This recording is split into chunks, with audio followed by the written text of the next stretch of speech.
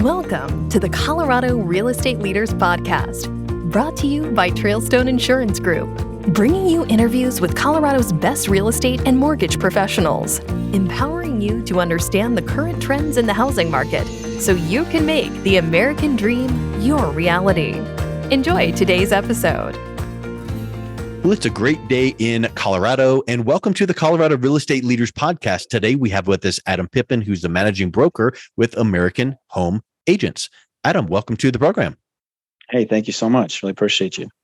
You're welcome. Hey, get us started off with, we want to learn all about what you do, how you do it, and why you do it, but start off with your story. What's your background, and how did you get into the real estate industry? Yeah, absolutely. It started about 5 years ago. And it all started when I bought my first home.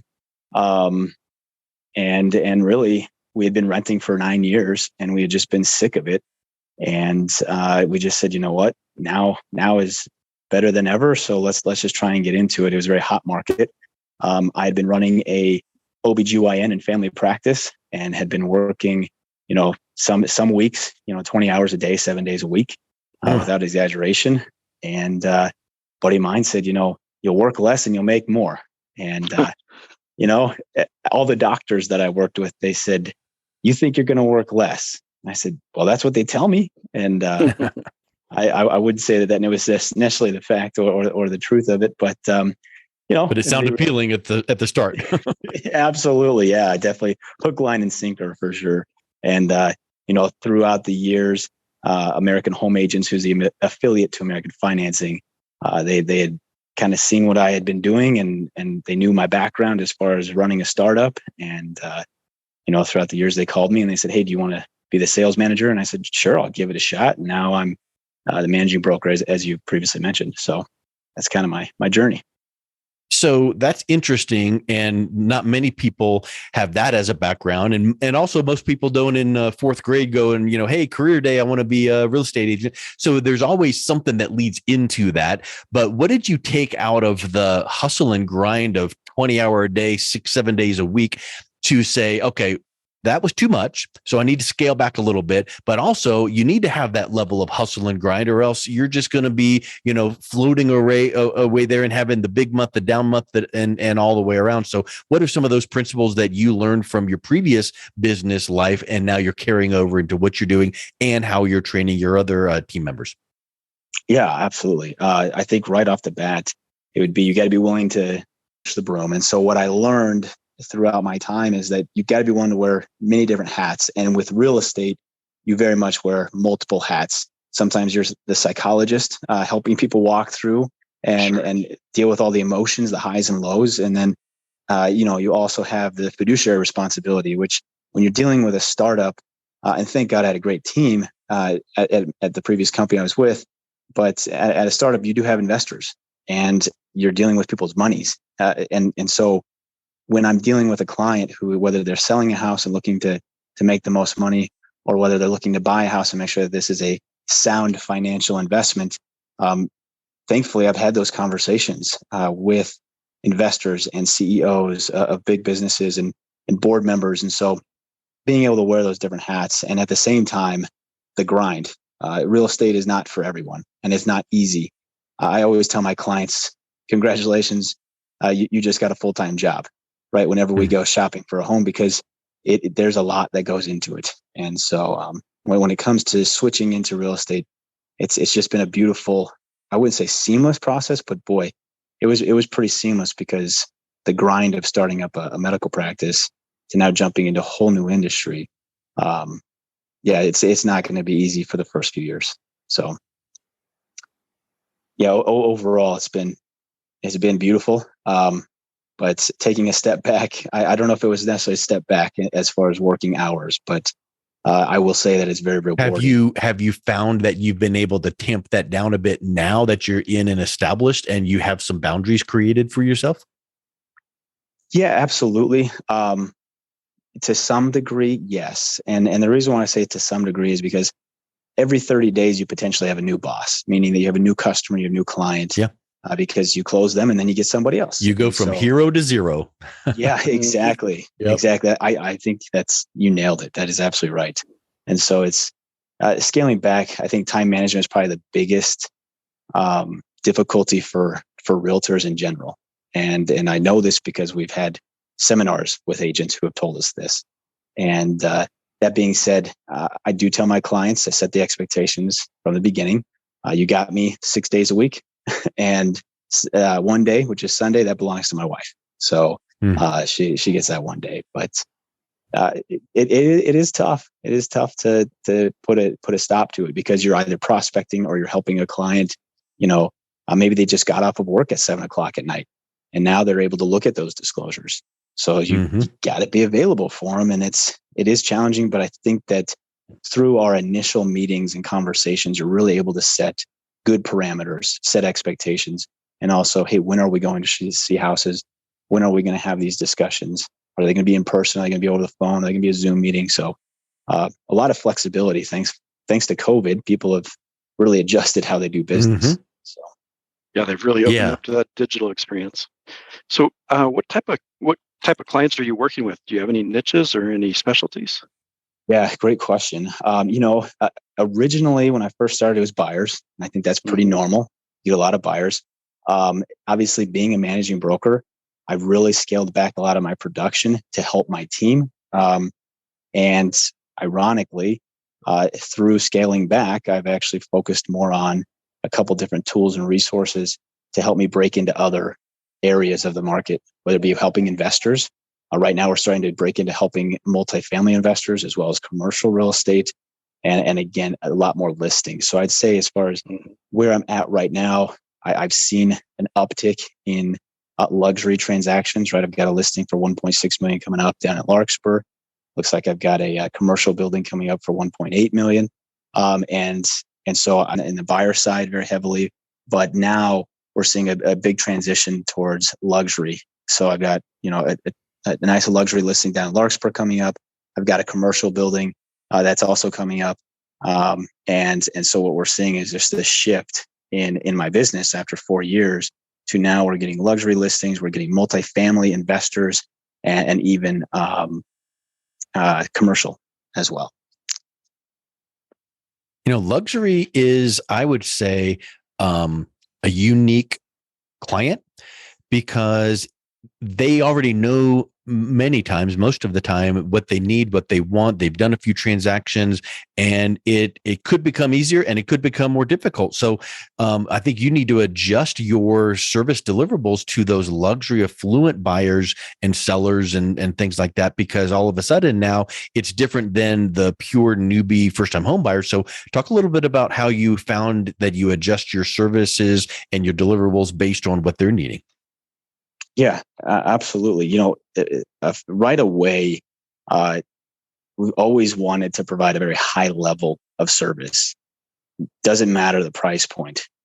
But what we have recognized is that luxury homes, they expect high-end services, meaning when you meet with them, they want to know, what am I going to get for that money? Right? If I'm going to pay you 6%, what am I going to get? And it's not just, oh, well, I'll give you these flyers and these printouts and this open house and everything else, but there's an experience that goes along with that.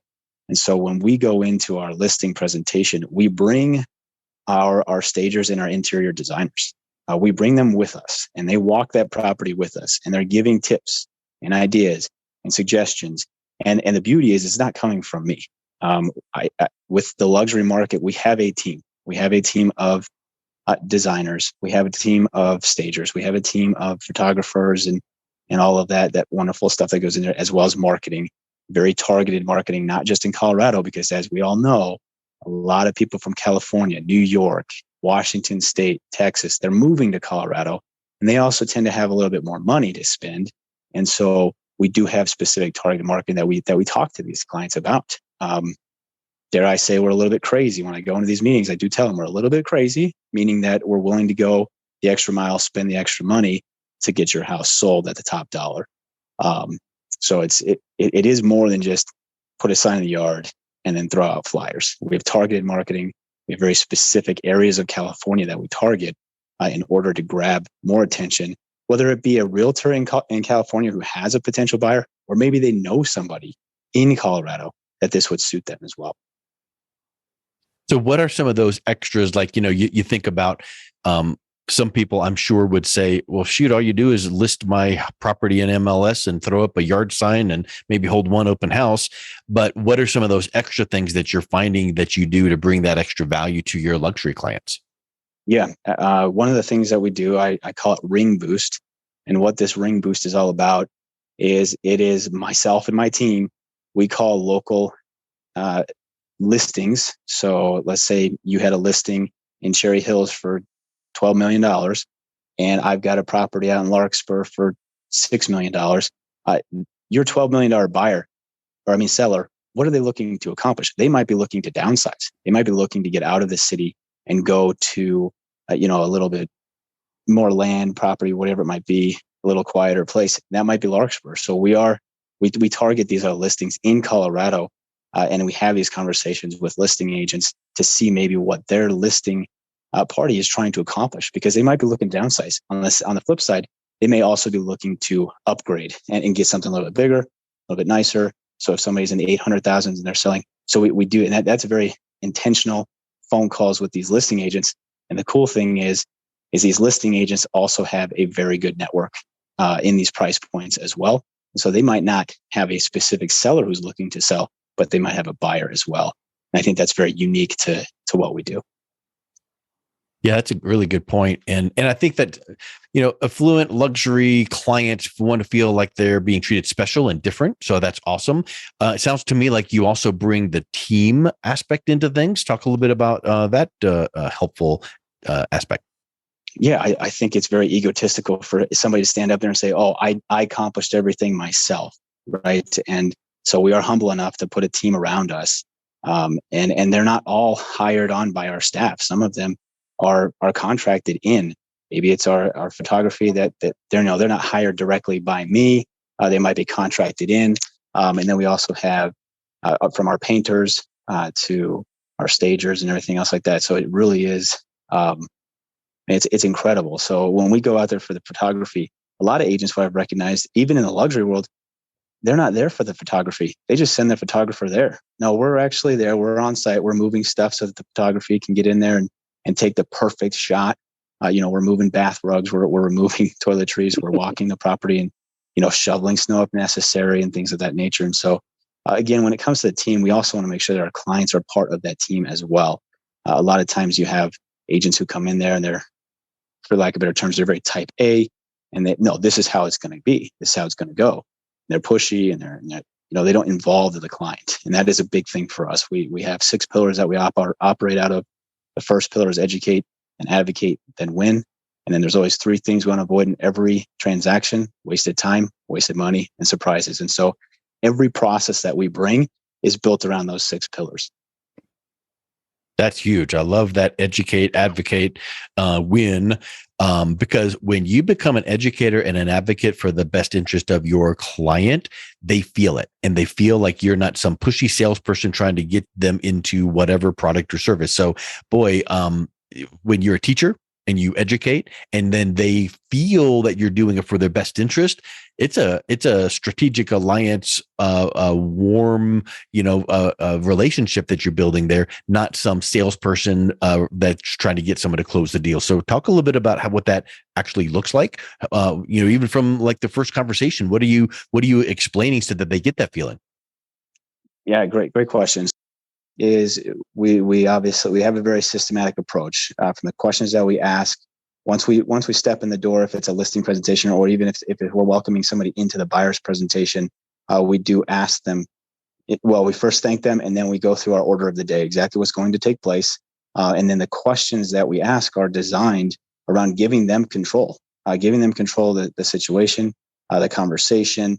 We do put a time limit on our meetings. We do try and get it within 45 minutes to an hour. However, we do let the customer know in our first opening statement that this meeting will last longer depending upon your questions and the interest you may show, meaning that they have control of the situation, right? So again, when it comes back to the educating piece, the very next thing after we've done the walking of the property is we do set those expectations. We want to know exactly all the expectations that they have, because as we go through the conversation, we're then able to, quote, reset those expectations or just clarify those expectations. For example, what do you expect your house to be worth? Oh, I expect it to be worth $2 million. Okay.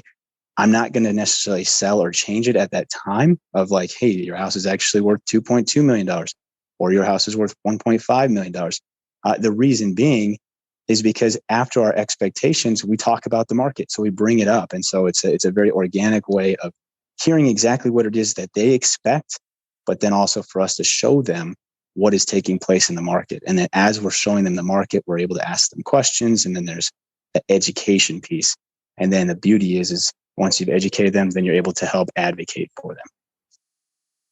Yeah, it's a two-way street. You're educating and teaching with communication and input from them. So it's not just you speaking at them, it's you involving them in the conversation so that if there was that gap of expectation and of value, for instance, in that example, they're understanding like, oh, you know what, I guess that number was just in my mind, but now that you explain it that way, yeah, I see that. So it's a really great way to articulate how you serve your clients. Yes, absolutely. Well, I'll tell you, it's been really awesome chatting with you, Adam. If someone is interested in learning more and then also reaching out and connecting with you, what's the best way they can do that? Yeah, absolutely. They can reach me at our AmericanHomeAgents.com. If they go to our agents, they'll see my name and information there. They can always call me or text me at 720-979-1246, or they can connect with me on LinkedIn. Just got to search Adam Pippin, and I should be there. I'm not really on any other social media platforms, but LinkedIn, and then my email address, adam.pippin@AmericanHomeAgents.com. Excellent. Thank you so much for coming on. It's been a real pleasure talking with you today. Yeah, absolutely. Thank you so much for your time. I really appreciate it. Thank you for listening to the Colorado Real Estate Leaders Podcast, brought to you by Trailstone Insurance Group. To learn more about the topics mentioned on today's show or listen to past episodes, visit www.coloradorealestateleaders.com.